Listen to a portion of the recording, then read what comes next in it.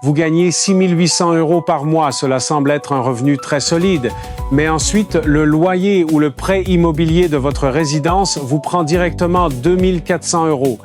Ajoutez à cela les paiements de la voiture pour 800 €, les assurances, les courses alimentaires, les factures d'énergie mensuelles et les remboursements de prêts étudiants.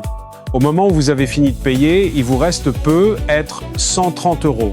Et ça, c'est avant même que votre enfant n'ait besoin de nouvelles chaussures pour la rentrée scolaire, ou que votre chien ne commence à boiter, ou que le moindre imprévu ne vienne frapper à votre porte. C'est une réalité financière brutale que beaucoup de ménages subissent.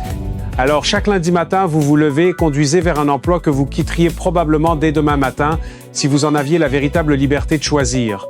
Mais vous ne pouvez pas, parce que 6 670 € de vos 6 800 € mensuels sont déjà réclamés par vos créanciers avant même que vous ne les ayez gagnés par votre travail. C'est pas un problème de carrière, c'est pas non plus un manque de motivation, c'est un problème purement mathématique que la société nous pousse souvent à accepter. Aujourd'hui, je vais vous montrer exactement ce qui arrive à votre argent, à vos options d'avenir et à votre vie entière lorsque vous décidez de résoudre cette équation. Car ceux qui échappent à ce piège ne sont pas ceux qui gagnent le plus, ce sont ceux qui ont calculé le chiffre précis qui les libère et qui ont tout fait pour l'atteindre. Laissez-moi vous montrer à quoi ressemble réellement cette course des rats en euros. La plupart des gens n'ont jamais cartographié leur situation financière avec autant de clarté. Et quand vous prenez enfin le temps de le calculer minutieusement, c'est véritablement difficile à regarder. Rencontrez les Mitchell, un couple de professionnels typiques. Ils bénéficient d'un double revenu, soit 110 000 € par an combiné. Selon la plupart des standards actuels, ils s'en sortent extrêmement bien dans leur vie active. Ils ont tous les deux fait de longues études universitaires, travaillent à temps plein et ne vivent absolument pas de manière extravagante ou irresponsable au quotidien. Ils n'ont pas de bateau, pas de vacances de luxe à l'autre bout du monde. Ce sont deux adultes qui ont fait exactement ce que le système leur avait dit de faire pour réussir. Après avoir payé les impôts, les cotisations de retraite et la sécurité sociale, ils ramènent à la maison un revenu net d'environ 6 800 € chaque mois pour leur foyer. Maintenant, regardez attentivement cet argent disparaître. Le prêt immobilier de leur maison engloutit 2 400 €. Les taxes foncières locales s'élèvent à 380 € mensuels. L'assurance habitation obligatoire coûte 200 €.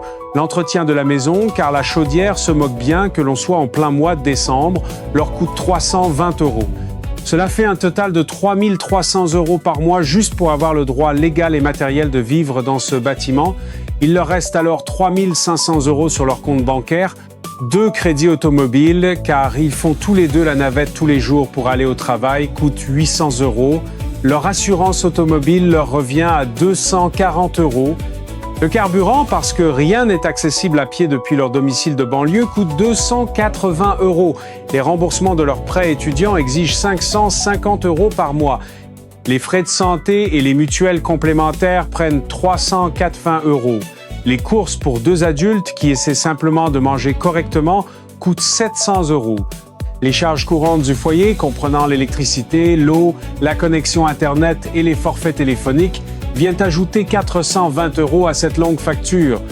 Il nous reste exactement 130 € et nous n'avons pas encore touché au budget vêtements ni au voyage scolaire des enfants qui est prévu à la fin de ce mois-ci. Nous n'avons pas compté la facture du vétérinaire de la semaine dernière, ni une quelconque épargne au-delà de leur modeste cotisation, retraite prélevée à la source. Nous n'avons même pas inclus la moindre notion de plaisir, de loisir ou de sortie. Les Mitchell ne sont pas irresponsables avec leur argent, bien au contraire. Ils n'ont jamais été irresponsables de toute leur vie. Ce sont deux personnes qui ont suivi le scénario social à la lettre et se retrouvent paradoxalement coincés.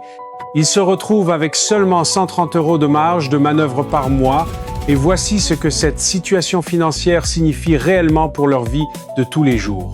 Chaque décision qu'ils prennent est systématiquement filtrée par une question silencieuse, tournant en arrière-plan comme un onglet de navigateur impossible à fermer. Pouvons-nous encore tout couvrir ce mois-ci? Vous voulez quitter un emploi que vous détestez profondément? Vérifiez d'abord si vous pouvez toujours payer vos factures. Vous voulez lancer un projet entrepreneurial en parallèle? Assurez-vous que rien ne perturbe le flux de revenus principal. La pression psychologique est constante. Vous voulez accepter une baisse de salaire pour faire un travail qui a véritablement du sens pour vous? Vous ne pouvez pas, vos obligations financières vous l'interdisent. C'est exactement ça, la course des rats. Ce n'est pas le travail en soi, ni le trajet matinal, ni votre patron exigeant. C'est le plancher de vos dépenses incompressibles. C'est le total implacable de chaque paiement obligatoire que vous devez honorer chaque mois. Et quand ce chiffre se rapproche dangereusement de ce que vous gagnez, vous n'avez absolument aucune option. Vous allez là où l'argent vous dit d'aller. Vous restez là où l'argent vous oblige à rester sans pouvoir remettre en question ce cycle. Et vous le faites sans relâche pendant 30 ans, tout simplement parce que les mathématiques l'exigent. Voici ce que la grande majorité des gens ne comprennent pas. Ce n'est pas votre niveau de revenu qui vous piège au quotidien, ce sont vos obligations récurrentes. Quelqu'un qui gagne 50 000 € par an avec très peu de charges, avec seulement 1 500 € d'obligations mensuelles, a beaucoup plus de liberté que quelqu'un gagnant 150 000 € mais écrasé par 12 000 € de charges fixes. La deuxième personne a certes une plus belle maison, une bien meilleure voiture et un titre professionnel beaucoup plus impressionnant à afficher sur sa carte de visite. Mais elle ne peut pas se permettre de manquer un seul salaire sans que sa vie entière ne commence à s'effondrer. Ce n'est pas de la richesse, c'est une cage très bien décorée. L'évasion de ce système ne consiste donc pas à chercher à gagner toujours plus, mais à avoir besoin de moins. Les mathématiques pour y parvenir sont remarquablement simples. Ce n'est juste pas facile à appliquer psychologiquement. Laissez-moi vous expliquer ce qui se passe quand vous commencez à déconstruire ce plancher de dépenses étouffant. Il faut procéder étape par étape, car chaque phase débloque quelque chose de spécifique pour votre avenir. Première étape cruciale, éliminer la dette à la consommation. Les Mitchell portent 800 € par mois de crédit automobile, 550 € de prêt étudiant et disons 200 € de paiement minimum sur des cartes de crédit ignorées. Cela représente 1 550 € par mois de paiement de dette de consommation.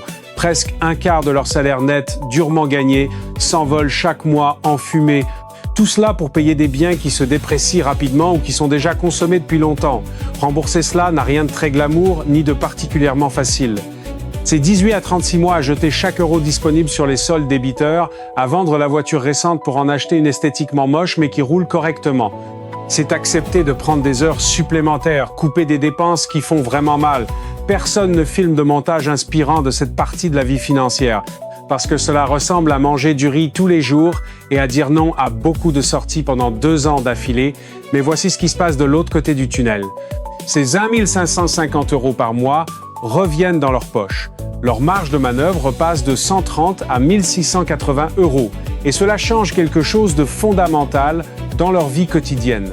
Pour la première fois depuis des années, une dépense imprévue de 400 € ne les plonge pas dans une spirale d'angoisse et de nouvelles dettes à la consommation. Ils peuvent enfin absorber un mauvais mois sans paniquer. Ils arrêtent de consulter leur compte bancaire avec appréhension. Le bruit de fond anxiogène s'atténue grandement. Et voici la partie la plus cruciale pour ce qui va suivre. Ces 1 550 € sont maintenant totalement disponibles pour attaquer le plus gros morceau de leurs obligations. Deuxième étape, tuer le prêt immobilier. C'est ici que les chiffres deviennent véritablement stupéfiants et j'ai besoin que vous soyez extrêmement attentifs à cette partie. Ce que je m'apprête à vous montrer est le calcul financier de loin le plus important que la grande majorité des gens ne prennent jamais la peine de faire de toute leur vie. Leur prêt immobilier est de 2 400 € par mois sur 30 ans. Disons qu'ils ont acheté une maison de 380 000 € à un taux d'intérêt de 6,5% sur cette longue durée. Sur la totalité des 30 années, ils paieront environ 546 000 € uniquement en intérêts bancaires. La banque encaisse donc plus d'intérêts que le coût initial de la maison. C'est un modèle économique absolument magnifique, à condition bien sûr que vous soyez la banque. Mais une fois leur dette de consommation totalement et définitivement effacée, ils prennent ces 1 550 € libérés et commencent à les injecter directement dans le capital du prêt immobilier, en plus de leur paiement mensuel habituel de 2 400 €. Ils paient maintenant de manière agressive environ 3 950 € par mois sur un prêt initial de 2 400 €. Qu'est-ce que cela produit concrètement comme résultat financier ? Cela réduit drastiquement un prêt de 30 ans à environ 12 à 14 ans. À partir de ce point précis, cela supprime entre 250 000 et 300 000 € de paiement d'intérêt inutiles. Ce n'est pas un petit montant négligeable, c'est la valeur d'une maison entière qu'ils viennent d'économiser en redirigeant simplement de l'argent qu'ils dépensaient déjà. Certains d'entre vous sont déjà en train de taper dans les commentaires, mais si leur taux est inférieur à 5%, il vaut mathématiquement mieux investir cet argent. Et écoutez, vous n'avez pas tort sur le principe.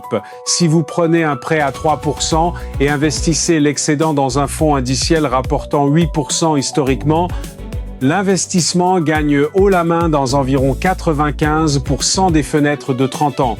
Le tableur Excel est parfaitement clair et formel sur cette comparaison purement théorique, mais voici ce que le tableur Excel ne prend absolument pas en compte.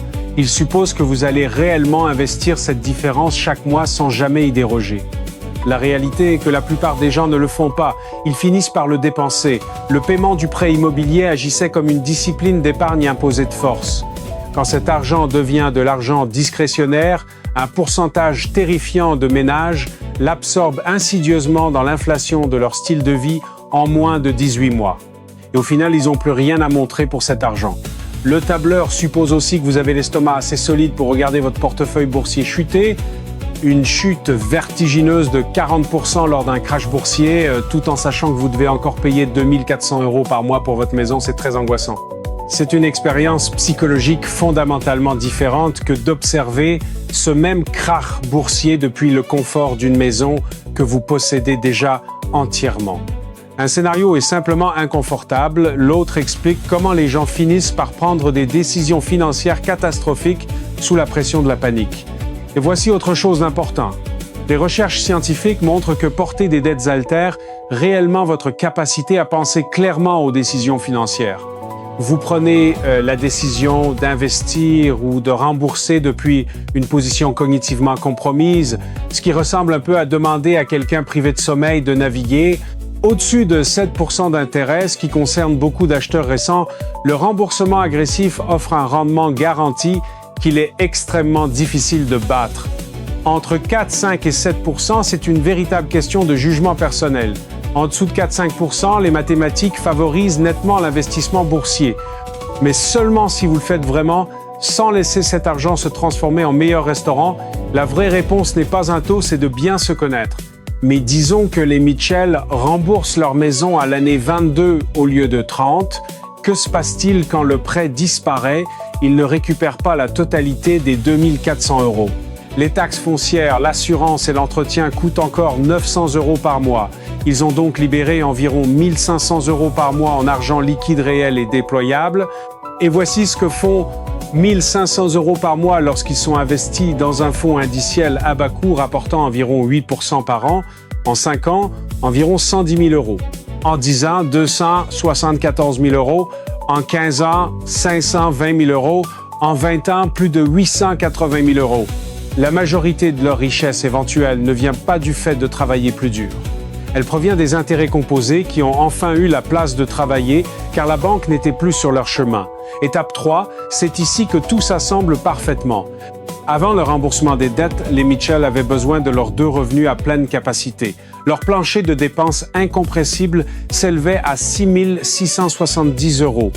Après la disparition des dettes de consommation et du prêt immobilier, ce plancher tombe à environ 2 720 € pour les taxes, assurances, courses, énergie et frais de santé. En termes d'indépendance financière, il existe une formule simple. Il vous faut environ 25 fois vos dépenses annuelles en actifs investis pour vivre de votre portefeuille. À 6 670 € par mois, leur chiffre d'indépendance financière était de 2 millions d'euros. À 2 720 € par mois, ce même objectif n'est plus que d'environ 816 000 €. Ils n'ont pas gagné plus d'argent, ils n'ont pas obtenu de promotion exceptionnelle, ils n'ont pas lancé de start-up technologique, ils ont juste changé le coût de la survie. Et ce seul changement stratégique les a rapprochés de la ligne d'arrivée de 1-2 millions d'euros. C'est pas du discours motivationnel, c'est le chiffre le plus important. Voici la partie dont personne ne parle en finance personnelle. Chaque 500 € d'obligation mensuelle que vous portez n'est pas juste une dépense de 500 € par mois. Pour soutenir cette obligation indéfiniment, vous avez besoin d'environ 150 000 € d'actifs investis générant des rendements. Ce paiement de voiture de 400 € par mois, c'est en réalité 120 000 € de votre valeur nette future. Cet abonnement à 150 € par mois, c'est 45 000 €. Cette amélioration de style de vie suite à une prime, Faites le calcul, multipliez le coût mensuel par 300. C'est ce que cela vous coûte réellement en liberté financière. Chaque ligne de votre budget est un morceau de votre vie. Soudainement, la question n'est plus « puis-je me permettre de payer 500 € par mois, mais est-ce que cet achat vaut vraiment 150 000 € de ma propre liberté future ?» Les Mitchell n'avaient jamais vu les choses ainsi jusqu'à ce qu'ils le fassent. Et une fois qu'ils l'ont vu, ils ne pouvaient plus l'ignorer. Leur vie a complètement changé. À l'année 22, avec un plancher de dépenses à 2 720 € et un revenu net de 6 800 €, ils ont plus de 4 000 € de flux de trésorerie libre chaque mois à leur disposition. Madame Mitchell accepte un poste beaucoup plus intéressant et moins stressant, payé 12 000 € de moins par an. Avant, cette baisse de salaire aurait été totalement impossible. Monsieur Mitchell lance enfin son entreprise de sous-traitance. Leurs coûts fixes sont si bas que même si l'entreprise ne rapporte rien pendant 6 mois, ils ne perdent rien. Ils ne sont pas riches à millions, leur vie ne ressemble pas à l'Instagram d'un influenceur finance. Mais ils prennent des décisions basées sur ce qu'ils veulent réellement. C'est exactement ça, s'échapper de la course des rats, c'est pas des revenus passifs sur une plage, c'est la distance entre un plancher de 6 670 € et un de 2 720 €. Que faire de cet argent libéré? Reconstruisez votre fonds d'urgence avec 6 à 12 mois de dépenses, puis maximisez vos comptes de retraite et investissez dans des fonds indiciels. La course des rats n'était pas le travail, c'était l'écart entre ce que vous gagnez et ce que vous devez. Fermez cet écart en devant moins et la course s'arrête définitivement.